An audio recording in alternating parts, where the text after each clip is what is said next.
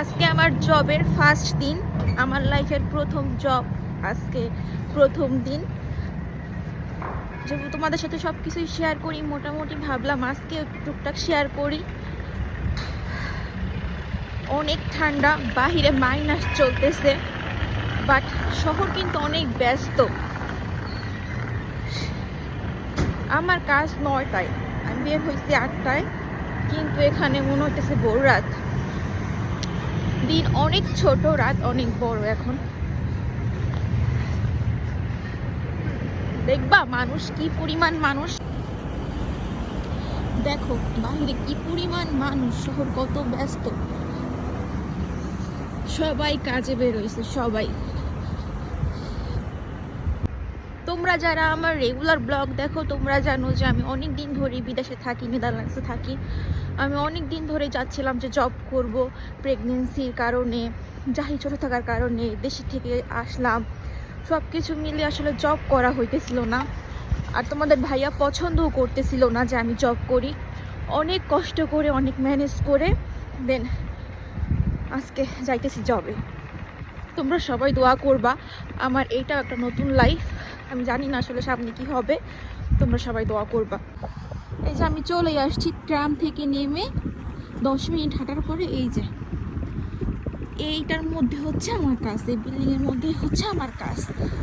অনেক ঠান্ডা, কথা বলতে পারতেছি না, আর এই সব জায়গা তো ফোন অ্যালাউ করবে না, ভিডিও করতে পারবো না।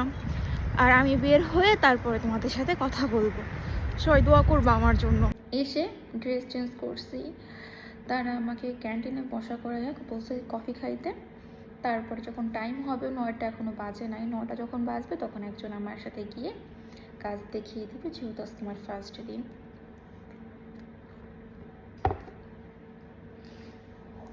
আমি একটু নার্ভাস, আর যেহেতু বাচ্চা রেখে আসছি, আমি একজন মা, খুব খারাপ লাগে, বাট লাইফ হচ্ছে একটা যুদ্ধ, জিততেই হবে সব কিছু মিলিয়ে।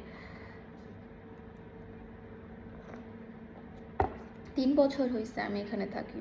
আমি খুব চাইতাম যে আমি কাজ করি, সব কিছু মিলে আসলে হইতেছিল না। এতদিন পর কাজ করতেছি, ভালোও লাগতেছে, আর বাচ্চাটার জন্য খুব বেশি খারাপ লাগতেছে। এই বিল্ডিং থেকে বের হয়েছি কাজ করে। আমার আশেপাশের ভিউগুলো এত সুন্দর, আপনাদের অনেক দিন দেখাবো না। আজকে হচ্ছে খুব খারাপ ওয়েদার, বৃষ্টিও পড়তেছে। বের হলাম কাজ করে, আলহামদুলিল্লাহ খুব ভালো লাগছে।